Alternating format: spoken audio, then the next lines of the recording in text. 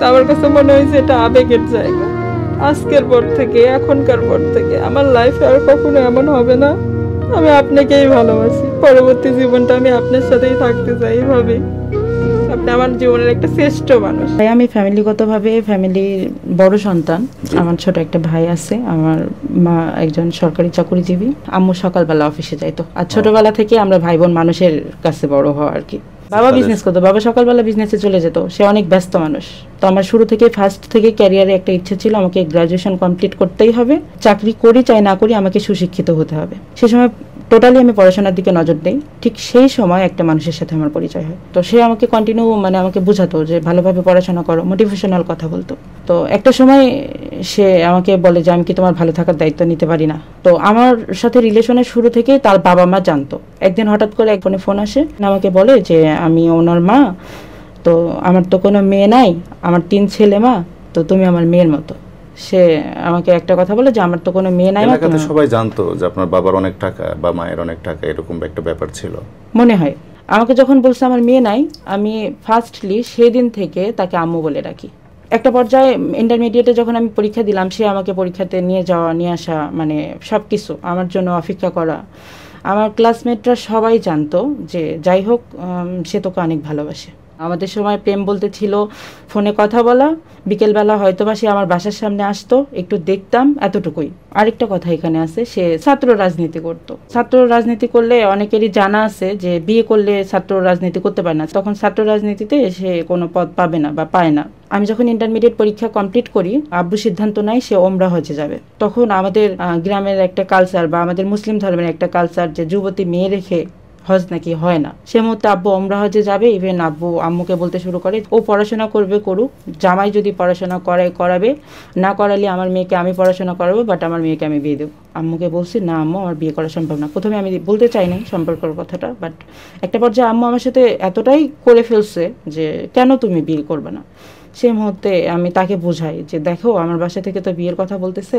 সে আমাকে বলতেছিল যে দেখো 5 জানুয়ারি আমাদের একটা কমিটি দিবে, তো এখন যদি আমি তোমাকে বিয়ে করি, আমার ছোটবেলা থেকে একটা যে স্বপ্ন টোটালি ভ্যানিশ হয়ে যাবে, কারণ কোনো পথ পাবো না। আমি সত্যি অনেক যুদ্ধ করছি। হ্যাঁ, সে অনেক যুদ্ধ করছে, কিন্তু আমি তখন থেকে মাথার মধ্যে একটা জিনিস কাজ করতো কি, যে আমি কি সত্যি তাকে পাবো, সত্যি কি হবে। আর আম্মু বরাবরের জন্য বলতো যে না, এবার তোমার আব্বু হজে যাবে, তোমাকে বিয়ে দিয়ে যাবে, আর তুমি যদি কাউকে পছন্দ করো সেটা বলো। আমি আমার আব্বু আম্মুর সাথে শেয়ারও করতে পারতাম না বিষয়টা, কারণ সে যদি পরবর্তীতে অস্বীকার করে আমাকে, তখন একদিন আম্মু সকালবেলা আমাকে বলে গেছে যে তুমি তোমার নিজের সাথে সিদ্ধান্ত নাও, আমি কিন্তু তোমাকে বিয়ে দেবো। তো ওর মার সাথে আমি কথা বলি ফোন করে যে আম্মু, আমার আম্মু তো এরকম করে বলতেছে, আমার কিছু ভাল লাগতেছে না। তো তখন আম্মু আমাকে বলে যে মা তুমি কান্নাকাটি করিও না, তুমি বাসায় এসো, মন ভালো হয়ে যাবে। তো কোনো সিদ্ধান্ত ছাড়াই আমি আমার কোনো কিছু না, শুধুমাত্র আমার বই আর আমার পরনে যে কাপড় চোপড় ছিল এই কাপড়টুকু নিয়ে আমি ওদের বাসায় চলে যাই। আপনি কি প্ল্যান করে গেছেন যে একেবারে চলে? হ্যাঁ, আমি একদম ইভেন আমি আমার বান্ধবীকে বলছি যে আজকের পর থেকে আমি আর এই বাসায় থাকবো না, আমি ওই বাসায় থাকবো। তো তারপরে আমি ওই বাসায় যাই। তো আমি বলি যে আমি আর কখনো যাব না, আমি আসছি। তো সে আমাকে কন্টিনিউ ফাজলামো তার ছিল, হাসতেছে যে সত্যি তুমি আসছো, তুমি থাকতে পারবা। তাদের বাসায় 2টা মাত্র রুম ছিল, একটাতে ওর বাবা মা থাকতো, একটাতে ও থাকতো। তো বলতো তুমি থাকতে পারবা এই বাসায়, তুমি এত আদরে বড় হইছো, এখানে এসে থাকতে পারবা না, এসে তোমার অনেক কষ্ট হবে। তো আমি তাকে এবং তার মাকে বলি যে আম্মু তোমরা যদি একবেলা ভাত খাও, আমি ঈশাও একবেলা ভাত খেয়েই বাঁচবো। বিশ্বাস করো আমি কখনো কোনো অভিযোগ করব না। ইভেন আমি আমার পড়াশোনাটাও নিজেভাবেই চালিয়ে যাব। আম্মু আমাকে যা বলবেন আমি তাই শুনবো। তো ওর মাও অনেক কান্নাকাটি করে ওকে বোঝায় যে বাবা দেখ, তুই বিয়ে কর, কেউ জানবে না। তো ও ওই পর্যায়ে বলে যে না মা, এটা জানবেই, কোনো না কোনোভাবে জানবে, ওর বাবা মা ঝামেলা করবে, ও জানবে। মা আমার পদটা 5 জানুয়ারি, তোমরা কেন এখন এইসব করতেছো, দেখো কমিটির দিন আমার আসছে। তো আমার কাছে মনে হয়েছে তখন ওই মুহূর্তটা মানুষটার কাছে আমার চাইতে সবচাইতে বড় দল। তো তখন সেই মুহূর্তে সে আমার আম্মুকে ফোন দেয়, আন্টি আমাদের বাসায় আসছে, আপনি টেনশন করিয়েন না, ওকে এসে আপনি নিয়ে যান। তো তখন ওর মা আমাকে বোঝায় যে মা তুমি যাও, 5 জানুয়ারিটা পার হোক, তারপরে দেখি কি করা যায়। পরে আমি অনেক অনেক কান্না করি। সেদিন আমার কাছে মনে হয়েছে যে আমার কোনো মূল্য নাই পৃথিবীতে। পরে আমি বাসায় চলে আসি এবং কিছু স্লিপিং পিল কিনে নেই আর কি। তো তখন আমি আমার রুমের দরজা লাগাই দিয়ে আমি পিলগুলো খেয়ে নেই। দেন আমাকে আমার যখন জ্ঞান ফিরছে তখন আমি হসপিটালে অ্যাডমিট ছিলাম। জ্ঞান ফেরার পর দেখি ও আর ওর ফ্রেন্ড, আমি নাকি আম্মু বলে যে আমি নাকি অচেতন অবস্থাতে ওর নামটা বারবার লাউডলি বলতেছিলাম, আম্মু ওকে আসতে বলো, ওকে আসতে বলো। তো আম্মু বাধ্য হয়ে এক পর্যায়ে, আমার মা ভাবছিল যে আমি হয়তো আর বাঁচতে পারবো না, শেষ সময় অন্তত যে কথাটা বলতেছে মেয়ে এই কথাটা রাখি তার। তো আমার আম্মু একটা পর্যায়ে তখন ওকে বলে যে যাই হোক আমি তোমাকে দিয়েই মেয়েকে বিয়ে দিব, তুমি যাই কিছু করো আর না করো, তুমি বেকার হও আর যাই হও, আমার মেয়ে যেহেতু এত বড় সিদ্ধান্ত নিছে তোমাকে ছাড়া সুইসাইড করার, তো আমার একটাই মেয়ে, তো তুমি অন্তত চুলগুলা কেটে, ও চুল বড় রাখতো, মানে ওর চুল সবসময় ঘাড় অবধি থাকতো, চুলগুলো অন্তত কেটে হাতের ব্যাসলাইটটা খুলে একটা ভদ্র ছেলের মতো। তো তখন ওই মুহূর্তে ও আম্মুকে সেম একই কথাটাই বলে যে আপনি তো জানেন আমি ছাত্র রাজনীতির সাথে জড়িত, খুব অচিরেই আমার একটা কমিটি আন্টি, আমি তো আপনার সন্তানের মতো, ছোটবেলা থেকে আমার এটা নিয়ে ড্রিম, আমি ওকে বিয়ে করব, এটা সত্য আমি ওকে বিয়ে করব, কিন্তু কিছুদিন আমাকে সময় দেন। একটা পর্যায়ে আম্মু আমাকে বাসায় নিয়ে আসে। তো আম্মু আমি তোমার কাছে সরি, আমি তোমার কাছে অনেক অনেক মিথ্যা কথা বলছি, আসলে আমি কখনো কোচিং প্রাইভেট যদি একদিন পড়তাম তো 2 দিন পড়তাম না, বেশিরভাগ সময় আমি ওর বাবা মার সাথে কাটাতাম। আর আমার ভার্সিটির রাস্তাতে ওদের বাসা হওয়াতে আমি ভার্সিটিতে যাওয়ার সময় বা কলেজে যাওয়ার সময় ওদের বাসাতে নেমে পড়তাম, সারাদিন ওদের বাসায় থেকে আসতাম। তো এখানে অনেকেই বলতে পারে যে হয়তো আমি তার সাথে টাইম স্পেন্ড করছি, না, শুধু তার সাথেই টাইম স্পেন্ড করিনি, সে তো ছাত্র রাজনীতির সাথে জড়িত ছিল, সে সকালবেলা বের হতো, সে রাত বিরাতে বাসায় ফিরতো, তার কোনো ফেরার কোনো নির্দিষ্ট টাইম ছিল না, আমি তার মার সাথে সময় কাটাতাম। আমি আমার বাসা থেকে, তারা আমার মনে পড়ে তারা এতটা মানে বলতে হয় না, মানে আমি আমার বাসা থেকে চাল ডাল থেকে শুরু করে মাছ মাংস যা পাইতাম আমার সামনে, আমি সবকিছু ওই বাসাতে নিয়ে যেতাম। আর আমার কাছে তখন মনে হইতো যে এটা আমার সংসার, মানে মানুষটাকে আমি বিয়ে করে হ্যাঁ সব নিয়ে যেতাম। আর আম্মু খুঁজতো না, কারণ আমার আম্মুর তো বুয়া কাজ করতো, আমার আম্মু কিভাবে জানবে সংসারের খোঁজ, তো বুয়া সবকিছু জানতো, বুয়া আমাকে অনেক ভালোবাসতো, ছোটবেলা থেকে সে আমাকে বড় করছে, সে আমাকে কিছু হেল্প করতো আর কি। তো আমি নিয়ে যাইতাম। 5 জানুয়ারির পরে সে কিন্তু কোনো পদ পায় না, তখন আমি আবারও বলতে শুরু করি যে তুমি তো কোনো পদ পাও নাই, তাহলে এখন আমাকে বিয়ে করো, তুমি তো পদ পাবে না, বলে না পরের বার পাবো, তুমি আমার জন্য যদি 25 সাল পর্যন্ত অপেক্ষা করতে পারো তাহলে আমি তোমাকে বিয়ে করবো, আর তা না হলে সরি আমি পারবো না। তো তখন আমার কাছে এতটাই জেদ লাগছে যে যার জন্য এত কিছু করলাম, আমার মনে পড়ে না আমি কখনো আমার পছন্দের কোনো জিনিস কিনছি লাইফে। তার পছন্দর শার্ট প্যান্ট যা পছন্দ, সে খাইতে পছন্দ করতো, সে যেটা খাইতে পছন্দ করতো আমি যেখানে পাইতাম কন্টিনিউ এই কথাগুলো মাথায় ঘুরতো, কি করলাম না জীবনে।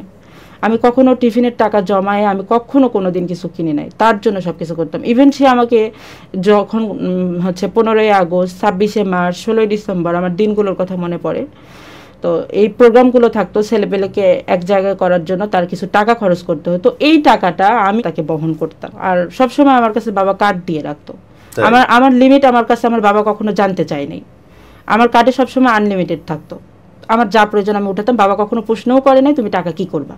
তো তখন আমার কাছে জেদ লাগছে যে তাইলে আমি কেন আপনার জন্য যুদ্ধ করতেছি। এতদিনে আমার আব্বু আমার বিয়ে ঠিক করে ফেলে, সে একজন প্রতিষ্ঠিত ব্যাংকার, ওরা আমাকে বুধবারের দিন আংটি পড়ায়, শুক্রবারের দিন আমার রেজিস্ট্রি। আংটি পড়ানোর পরে আমি আমার মা আমার থেকে ফোন কেড়ে নেয়। 29শে অক্টোবর 2022-এ আমার বিয়ে হয়, ঢাকায় নিয়ে চলে আসে আমার হাজবেন্ড। তারপর থেকে আমি সিদ্ধান্ত নিছি যে আমি ওই মানুষটার সাথে আর কথা বলবো না, যে মানুষটা আমাকে বিয়ে করছে তার তো কোনো দোষ নাই, কথা বলবো না। টোটাল 1 বছর তার সাথে আমি কোনো কথা বলি না, কোনো কথা না, মানে আমি সিম চেঞ্জ করে ফেলি, কোনো কথা বলি না।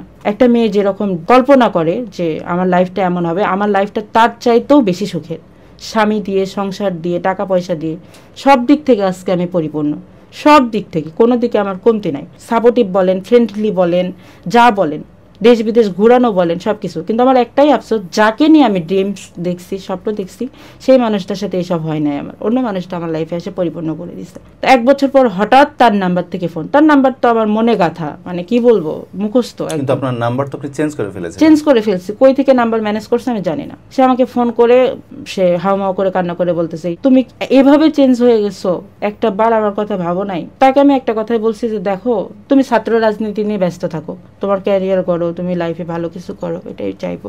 তো সে আমাকে বলে যে না আমি তুমি ছাড়া ভালো নাই, প্লিজ তুমি আমার সাথে কথা বলো কন্টিনিউ। আবারও সেই কান্নাকাটি শুরু করে দেয়। তো তার ইমোশনে আমি আবারও পড়ি। সে রুটিন মতো ফোন দিত, মানে সে বুঝতো কোন টাইমটা আমার হাজবেন্ড থাকবে না বাসায়, সেই টাইমটা আমাকে ফোন দিত। তো সে তো আমার ভালোবাসার মানুষ, এতদিনের ভালোবাসার মানুষ, আমি তাকে কেমনে আমার আবেগটা কন্ট্রোল করি বলেন। তো আমি তার সাথে কথা বলা শুরু করি। ইভেন তার লাইফে যাওয়ার আমার আর কোনো ইচ্ছে ছিল না, যে না, মেয়ে মানুষের বিয়ে একবারই হয়, আমার বাবা মার যথেষ্ট সম্মান আছে, আমি আর যাব না। আমি তোমার সাথে কথা বলতে পারি এক সূত্রে, তুমি আমার ভালো বন্ধু হয়ে থাকতে পারো সারা জীবন। তো কন্টিনিউ, তখনও তার সাথে আমার 23 সাল থেকে কন্টিনিউ কথা হয়, কি করবে না করবে, ভালো মন্দ। তো আমি তার নাম্বারটা সেভ করে রাখি বেস্ট ফ্রেন্ড দিয়ে। আমার হাজব্যান্ড এতটাই ভদ্র মানুষ, সে কখনো আমার ফোন রিসিভ করবে না। সে আমাকে বলতেছে তোমার ফ্রেন্ড ফোন দিছে, বেস্ট ফ্রেন্ড কে, দেখো কথা বলো। আমার স্বামীও জানতো যে সে আমার ভালো বন্ধু। আমার আবার যাতায়াত ছিল, আমি অনার্স কমপ্লিট করছি আর কি। অনার্সের পরীক্ষা রানিং চলতো 2 মাস, 2.5 মাস, 3 মাস। তখন আমি আমার বাবা মার বাসায় থাকতাম। তো ওই সময়টা আমি তার সাথে দেখা করতাম, কথা বলতাম প্রতিদিন। যদি প্রতিদিন আমি ভার্সিটিতে যেতাম, প্রতিদিন সে আমার জন্য দাঁড়িয়ে থাকবে। তার সাথে আমার কোনোদিনও এত বছরের সম্পর্কে কোনোদিনও ফিজিক্যাল অ্যাফেয়ারে জড়ায়নি। সেও আমাকে অনেক ভালোবাসতো। তার কাছে ভালোবাসা মানে ছিল আমাকে রাস্তা পার করে দাও, রাস্তা পার করাইতো, আমাকে কোচিংয়ে দিয়ে আসতো, কোচিং থেকে নিয়ে আসতো। তার মাও জানতো। ওর মা আমাকে ফোন করে বলে যে এখানে তো তোমার কোনো দোষ নাই মা, দোষ আমার ছেলে। তো যাই হোক, তোমার কাছে আমার একটাই রিকোয়েস্ট, তুমি আমার সারা জীবন যেমন মেয়ে ছিলে মেয়ে হয়ে থাকো মা, আমার সাথে যোগাযোগটা বন্ধ করো না। তো আমি তার সাথে কন্টিনিউ কথা বলতাম। তো আমার মনে পড়ে না আমি আম্মুর জন্য, আব্বুর জন্য কিংবা ছোট ভাইয়ের জন্য কখনো কোনো কিছু কিনছি। আমার সবসময় মনে হতো ওর ভাইদের কথা, কেন জানি আমার ব্রেনে সবসময় ওর 2 ভাই। বিয়ের পরও তাদের জন্য কেনাকাটা করতাম। মানে আমার কোথাও কোনো কিছু ভালো কিছু চোখে পড়লে মনে হতো কি আম্মুর জন্য নেই। আপনার স্বামীর জন্য কিনতেন না? কখনো আমি আমার হাজবেন্ডের জন্য কিছু কিনি নাই। এখনো তার ফ্যামিলি, তার মা, তাদের জন্য কেন জানি আমার মাথায় ঘুরতো কি ও তো কিছু করে না, ও তো আম্মুকে কখনো কিছু দিতে পারবে না, ওর অভাবটা আমি পূরণ করি। মা বাসায় যে জামা কাপড়গুলো পরতো, এই জামা কাপড়গুলো আমার কেনা থাকতো। এখনো মা যে কাপড়গুলো পরতেছে, লাস্ট 2 মাস আগেও আমি মাকে বাসায় পরা কাপড়ও দিয়ে আসছি।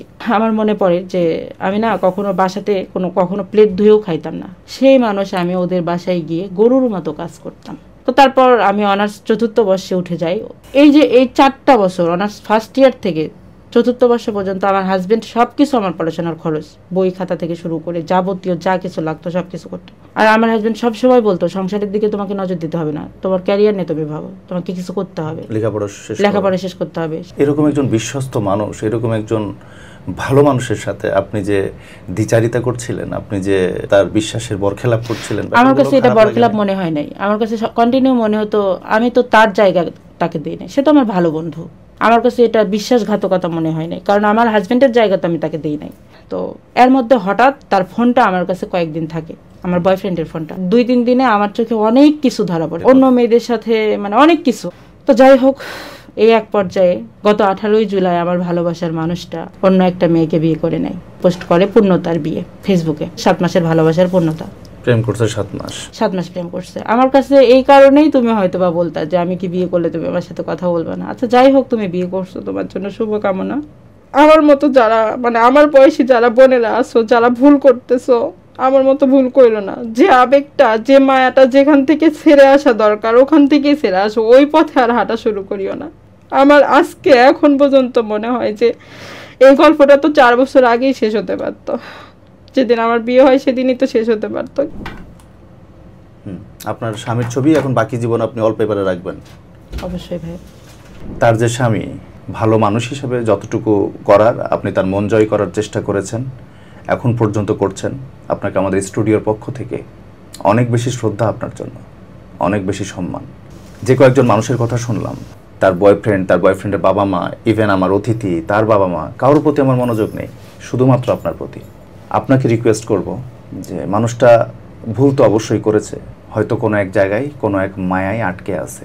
আপনি মানুষটাকে সঠিক পথে নিয়ে আসার জন্য চেষ্টা করবেন, এটা আমাদের স্টুডিও থেকে আপনার কাছে একটা মিনতি। আর আপনি আপনার বয়ফ্রেন্ড এবং তাদের বাবা মার জন্য যা কিছু করেছেন, আপনি জাস্ট ব্যবহার হয়েছেন। আপনার বয়ফ্রেন্ড বলেন, তার বাবা মা বলেন, আপনাকে শুধুমাত্র ব্যবহার করেছে, শুধুমাত্র আপনার বাবা মা অনেক বেশি ধনী এই কারণে। এই যে ভালোবাসার অভিনয় না, এই যে রাস্তা পার করে দেওয়া, কোচিং সেন্টারে নিয়ে যাওয়া, স্কুলে নিয়ে যাওয়া, কলেজে নিয়ে যাওয়া, নিয়ে আসা, এগুলো ভালোবাসা না। আপনাকে ভালোবাসলে তার রাজনীতির ওই পোস্ট, ওগুলো ইম্পর্টেন্ট থাকতো না, আপনাকে তখনই বিয়ে করতো। সে সব সময় সারা জীবনের জন্য ব্যবহার করে গেছে, বাকি জীবনও ব্যবহার করবে। আল্লাহর রস্তে নিজের সংসারটা সামলান আর তাকে তার সংসার করতে দেন। এখনকার পর থেকে কোনো রকম আর যোগাযোগ করেন না। তাকে আমি ব্লক করে দিছি সব জায়গা থেকে ওই ঘটনার পর। আজকের পর থেকে আর ভুল করেন না। না, যে মানুষটাকে স্বামী হিসাবে পেয়েছে তাকে রেসপেক্ট করেন, তাকে সম্মান করেন, তাকে আর বুঝতে দিয়েন না। যেটা গেছে সেটা গেছে। মানুষ সাধনা করে এরকম স্বামী পায় না। নামাজ কালাম পড়েন, আল্লাহর পথে মনোযোগ দেন আর ওই স্বামীর খেদমত করেন। আল্লাহর রস্তে সব কিছু ফেলে দিয়ে এই যে মানুষটা আপনার বর্তমানে আপনার স্বামী, তাকে আগলে নেন, তাকে তার পরিপূর্ণ ভালোবাসা বুঝিয়ে দেন, তার ন্যায্য পাওনা বুঝিয়ে দেন। সরি, আমি তোমার কাছে অনেক বড় ভুল করছি, অন্যায় করছি আপনার কাছে। আপনি আমাকে অনেক সাপোর্ট করছেন, অনেক আমার কাছে সবসময় মনে হয়েছে আমি আপনাকে ঠকাই না। আমি সরি, অনেক ভুল করছি। তো আমার কাছে মনে হয়েছে এটা আবেগের জায়গা।